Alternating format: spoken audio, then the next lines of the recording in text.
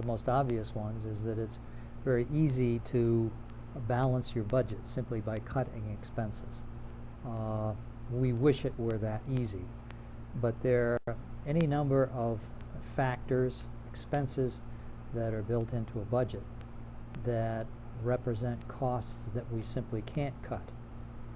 Or if we are going to cut them, we have to plan well in advance to do it, and then there are lots of obstacles or impediments along the way.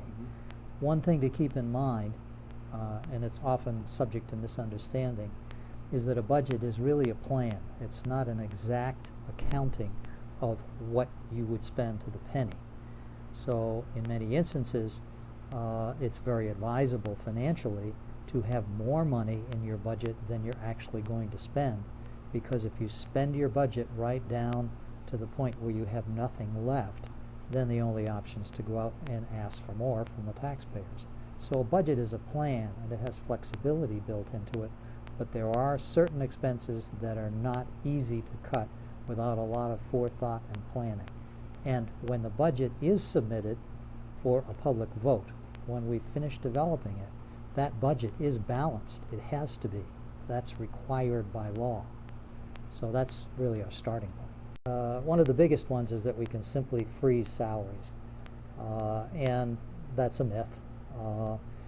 The problem there is that salaries are negotiated, and we have five different unions, or actually 3 major unions and some smaller ones in our school district, and we have to negotiate under the Taylor Law for the terms and conditions of employment.